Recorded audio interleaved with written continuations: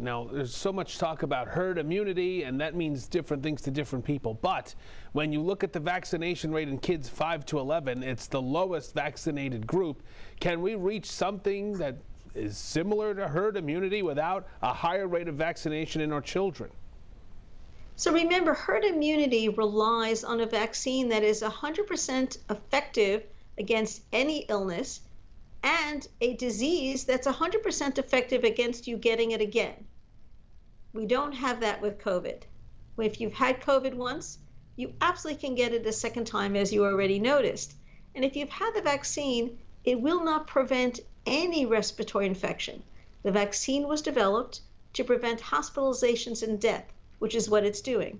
So this idea that we're going to get herd immunity by either everyone getting sick or herd immunity by everyone getting vaccinated is just not possible, because neither the vaccine nor the virus gives you long-lasting immunity.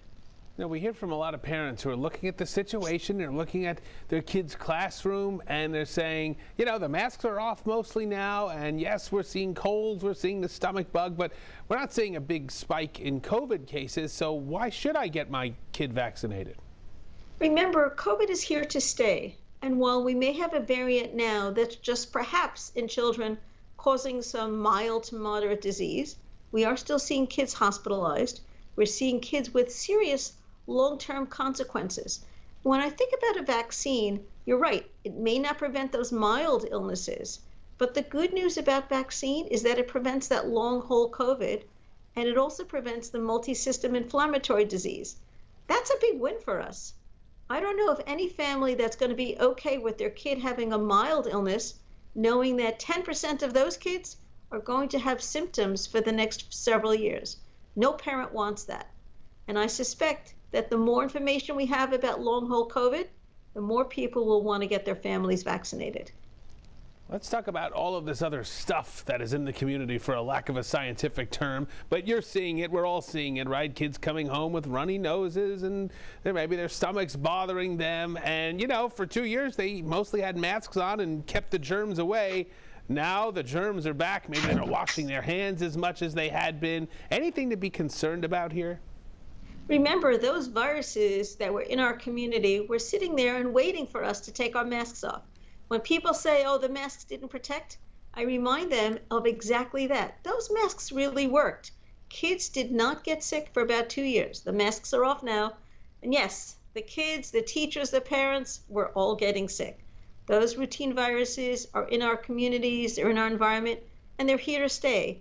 And they've just been kind of hanging out waiting for us to start spreading from person to person. And what's happening now, and when you talk to families, is those kids in school are getting sick almost every single week. Parents are saying, oh, they had the GI bug last week, this week they got the cough thing, and then next week they're going to have something else. Absolutely. But children's immune systems are pretty robust, and they're fighting those viruses off. Is there a silver lining to that? Because, you know, for 2 years, really, their immune systems were not challenged, and now they are. Well, the good news is that once they're challenged, they're going to remember it over the next several months to year. So remember when your kids started school, those first 2 years were pretty horrible. They got every illness known to mankind. And then after that, they did pretty well. We're going to see the same thing crunch down over the next few months. Our kids are going to get multiple illnesses over the next 2 to 3 months, but come the fall, they will be in fine shape, and we won't see this happening again.